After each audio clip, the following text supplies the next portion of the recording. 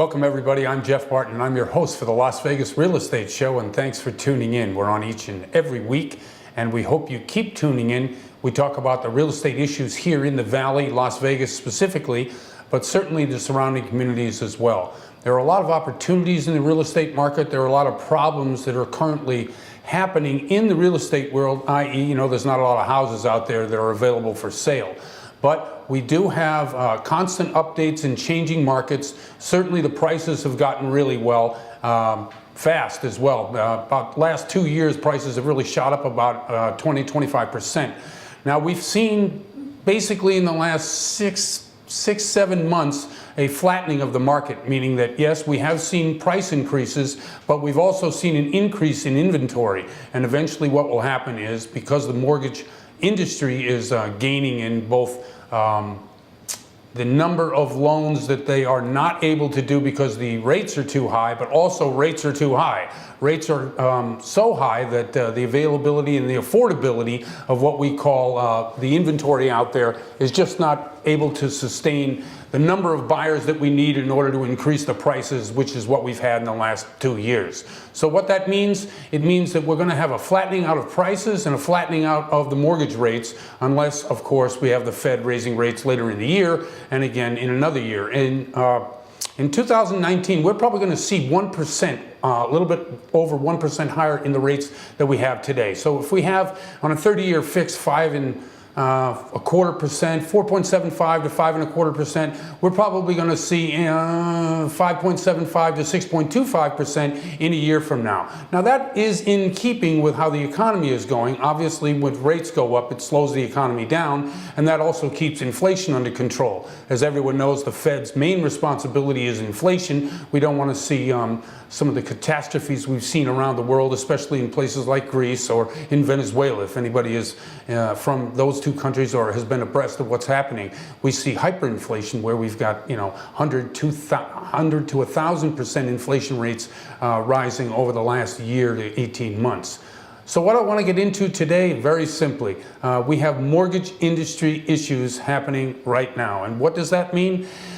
The mortgage industry is in a consolidation mode, and so what we have is we have a lot of larger companies buying up smaller companies, or we have mergers of two like companies coming together. Now why is this? When the refi market dried up about a year ago, year to 18 months ago, was when we started to see rates go up. When rates go up, the refinance market shrinks or fizzles out altogether. Somebody at a 3% mortgage isn't going to want to refinance into a 4% mortgage. It just doesn't make any sense. Unless, of course, they have catastrophic events in their family. They need health money, or they need investment money because they're about to retire and they want to buy an investment unit to get surefire long-term income. But for the most part, in the mortgage industry, when loans have dried up in the refinance market, the only thing left is the purchase market. Now, the problem in the purchase market, of course, is in Las Vegas, we have less inventory and we have rising interest rates. So what happens? The major pool of buyers out there, the millennials, they don't want to do it. I don't know if anybody's run a race, run a marathon. I've run several, okay? I've run up in Phoenix, I've run in Seattle, I've run out in Boston. What happens at mile 22 to 26? People get tired. They're just done running. Their legs hurt, everybody slows down. That's the way it is right now in the real estate market. People who've been looking for the last 2 to 5 years are tired. The rates have gone up, they're tired. The inventory has shrank, the prices have gone up on properties. That makes them tired too. So the whole millennial market just isn't in the real estate market anymore. And what happens as a result of all this is that we have mergers of mortgage companies, because in order to stay in business, you have to do something in order to make sure that you're viable in the long run. And that means cutting overhead. And the only way to cut overhead is fire staff or merge and fire staff. So that's what's going on in the mortgage industry, and that affects your real estate purchase because less choice is not great for you. Anyway, I'm Jeff Barton. I'm your host for the Las Vegas Real Estate Show, and we'll be right back. Are you experiencing hair loss? We have the solution with no drugs, no surgery, and no side effects. Experience 100% pain-free results with SuperGrow Laser Cap System, featuring 272 professional-grade lasers that make your hair thicker and fuller naturally. Use it 15 minutes a day, 3 times a week, and notice your hair growth in as little as 3 months. Visit online at irevivelaser.com to order your SuperGrow Laser Cap today and experience unbelievable results. irevivelaser.com. Want to know how to create more business and save money? Simple. The answer is video. Video shares are the fastest growing form of word-of-mouth advertising, and according to InternetRetailer.com, visitors who viewed a business video were 85% more likely to buy after watching it. People today are on the go. They don't have time to read text, but they have 1 minute to watch video. At HD Video King, we not only create quality video that's right for you, we coach you on how to get the most from it. Call today. Our award-winning staff are ready to assist.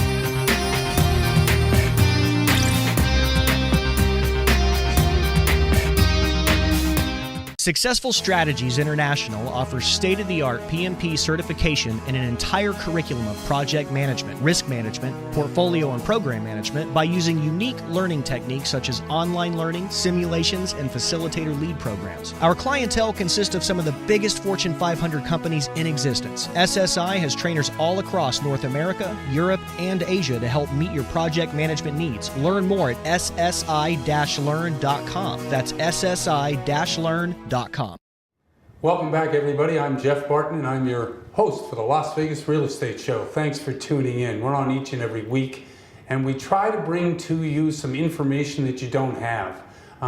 Things that you might not think about when it comes to real estate, purchases, sales, things that could affect your decisions about where you live, about how you get to work, all the things that are incorporated in real estate prices, real estate buying and selling. Driving here, driving down the freeway today, getting off the freeway and coming up the local avenue, lots of lights, lots of vehicles passed by, a couple of police cars, an ambulance went by. What would happen if all that we consider just matter of fact disappeared? What happens if the lights went out? What would happen if we couldn't, if real estate was dependent upon air conditioning and yet there was no power for the air conditioning? Would we be able to buy and sell anything? This town would dry up if we didn't have any water. Where does the water come from? What are we doing about water? What are we doing about bringing it safely and cheaply here to the valley? There's so many things that go into real estate. The energy that's produced by the sun, the energy that's produced by nuclear power, by oil-driven generators. What is the long-term plan about what's going to happen here for what we need in the valley, and how does this affect your decision about where you're going to live, about why you're going to live there, how far away from work are you? Anyway, what I wanted to do today is bring back Zach Harmon, who is a solar broker, to talk a little bit about energy, some of the props that are on the ballot. And Zach, nice to have you again. Thanks for coming back on the show. Love supporting the show, man. Thanks for having me back. Thank you very much. So, how's business? How are things? What's going on? Oh, everything's great. Moving in a good direction. We're building our office for our brokerage here in Vegas, and loving it. Okay, excellent. Yeah. So, there are some things that you do which are particular to your industry, the solar industry. Describe a little bit about what your job is and what you do in order to bring solar to, the general public. Yeah, I mean, so a big part of what I do is explaining solar properly to homeowners and all the different moving parts. Like you were saying, there's a lot of moving parts and everything. And so it's very simple though, but sometimes it takes a little bit of time to explain that. What we're doing is we're turning your monthly electric bill into an investment. We bring a long-term perspective into your cost of living and real estate, and how that they're both involved. Now, one of the ballot measures, which talks about expanding the presence of renewable resources, renewable energy here in Nevada by 2030. Explain a little bit about that prop to us. Yeah, well, it's really exciting because now that we're a state that's right next to a very progressive state like California, and now we're going to be mimicking their policies, and we're almost shifting towards what California is doing as far as that and other aspects I can imagine. And so it's very big when you talk about renewable energy and things like solar, and it's bringing, credibility back to the industry, especially with what happened with solar a couple years ago. Yeah, tell us about that. What did happen to solar? The whole solar industry in the state kind of shut down for a little while. Why was that? I guess Warren Buffett was losing money, man. I guess that's what happened. What do you mean? Well, I don't really know too much of the political Aspect realm of things, right? But I think that Well, they basically lowered the rates on solar so that the payback to the solar owner was so minimal that nobody was buying solar. Wasn't that what they did? the way I understand it is actually they threatened to do that. They threatened to increase the rates for solar customers and non-solar customers, and then eventually and that scared a bunch of people, and everybody got together and said, I just went solar. Right now I was told that it's gonna increase the value of my home. Now you're telling me it's gonna decrease it because you're gonna bring all these blockages and limitations as far as policy towards that. But what happened is they just shut it down. They didn't actually impose any additional rate increases or anything like that. They just, no more solar for the time being. Now solar to me is, and I'm from a different generation, but it's very hippy-dippy. It's very like new age. It's kind of, so the grassroots movement to bring solar, it's not like that at all. It's big business. It's very technical. Explain to us about the technical aspects, the installation process, how the investment is paid back, how long it takes.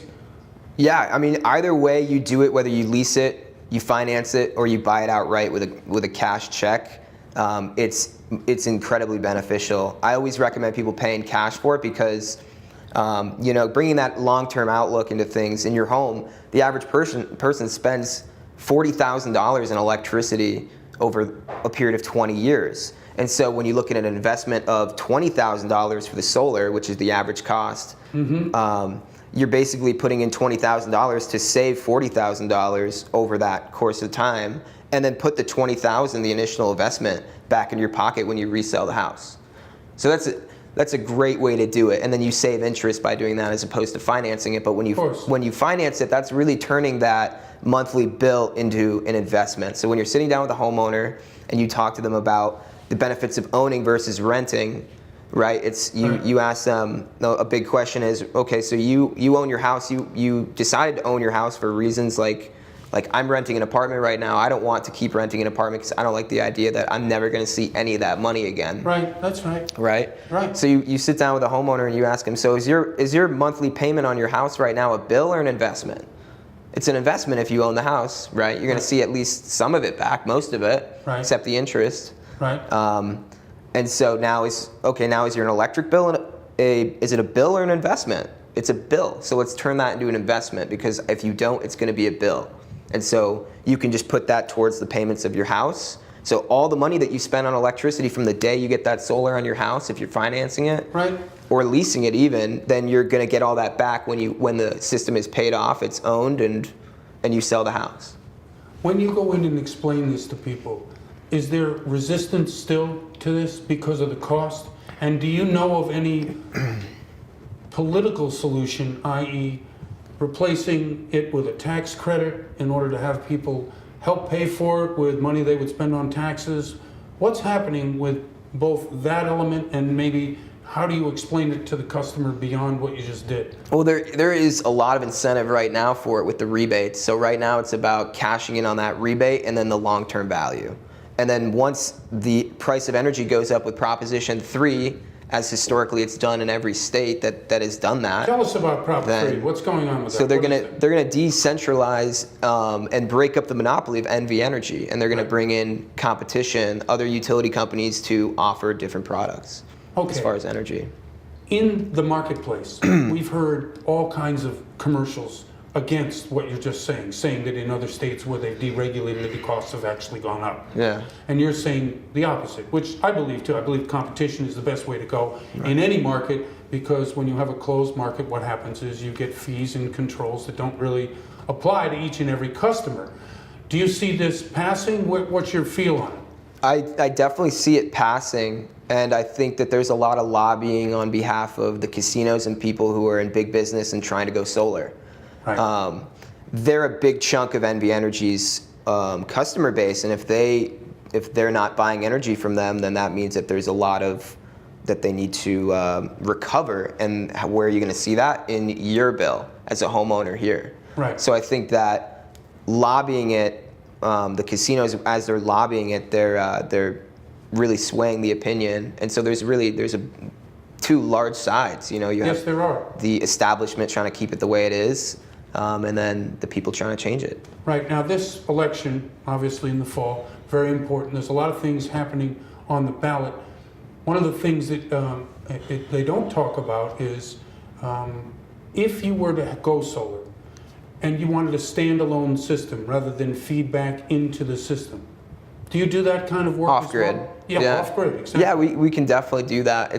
It's more of an expensive investment, and I would consider it more long-term than short-term. But being a part of the grid gets you the incentives and the rebates.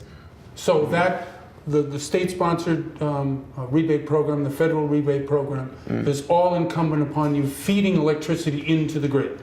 And I'm glad you asked. I'm glad you mentioned that. So it's just the local rebate, which is actually given by NV Energy for the time being, and that's what's depleting, and that's why we're urging people to go solar right now, because now you can benefit from the rebate as well as the long-term effects. Where in the future it's going to be about long-term only. But then the federal tax credit, that is not just for on-grid, that's for off-grid as well. That's on any solar equipment. That's a tax credit, and not to be confused with a write-off or a deduction. That's literally a credit against what you owe to the IRS.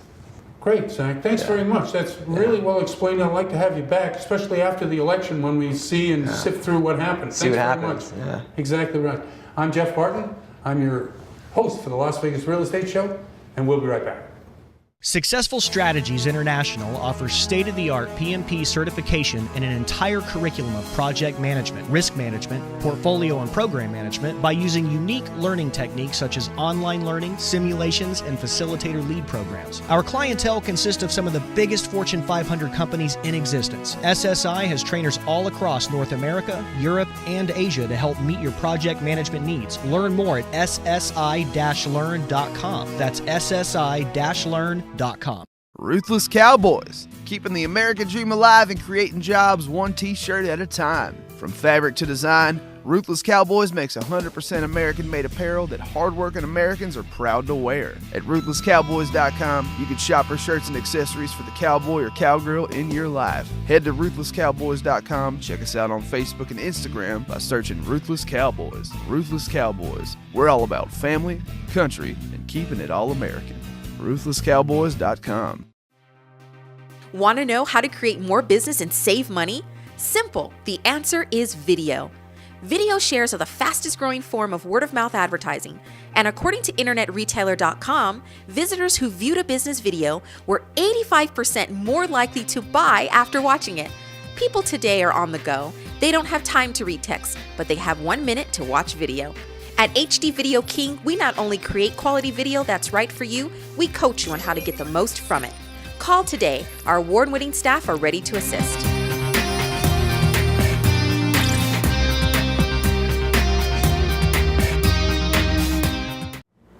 Welcome back, everybody. I'm Jeff Barton. I'm your host for the Las Vegas Real Estate Show. Thanks for tuning in. We're on each and every week, and we appreciate the feedback we get. I get a lot of comments on what we're talking about and how we're talking about it, and why certain things affect real estate, and what the heck does, I guess, the traffic light that you were talking about on the last show have to do with my real estate. Well, if you happen to be on a corner that had a stop sign and now they're putting a light in, it's going to affect the amount of people that stop, that make noise, starting their engine, going past. It's going to affect the way people view your property. Yeah, it affects your property values. It affects your housing. It affects where you want to live and how you want to live. If you have transportation issues in your area, all the buses are going to stop differently then than they do at a light. It's just different. So what I'm saying is that here, especially in Las Vegas, we deal with many, many different issues.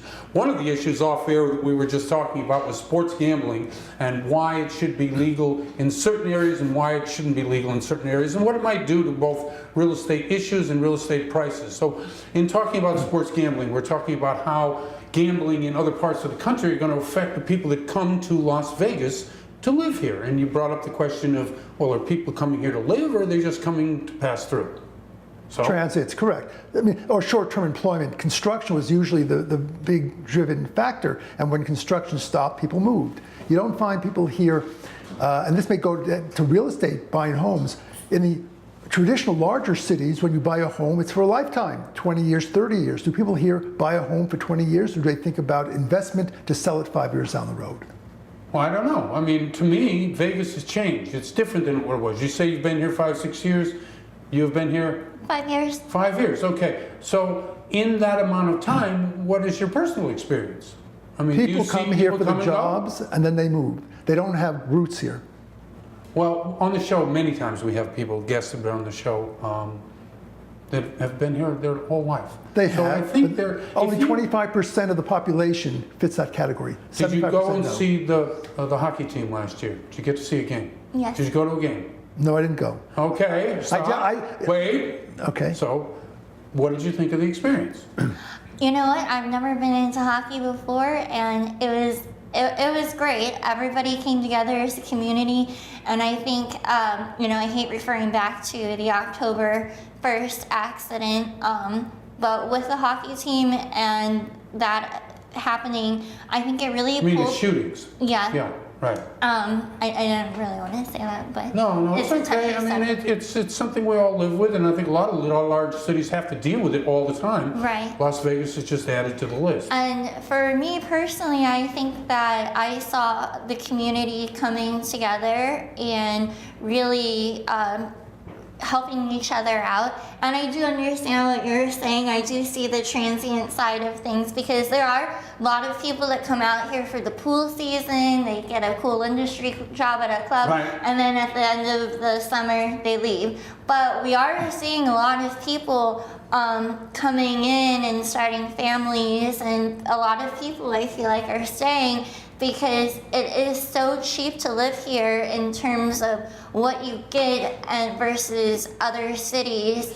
In LA, Florida, Miami, and Atlanta, New York, you have to drive, an hour, a couple hours, sometimes 3 hours to work, and even longer in LA traffic. Absolutely. And- Not here. Even in the worst traffic here, half hour to get anywhere. And if you want to go from Centennial Hills all the way to Henderson, it might take you an hour with traffic. Whoa, that's ridiculous. Maybe. What do you mean? Driving an hour out here, that's ridiculous. Yeah. No, well, that's what I'm saying. So this is a $2.5 million base of people, 2.5 million people living. Right.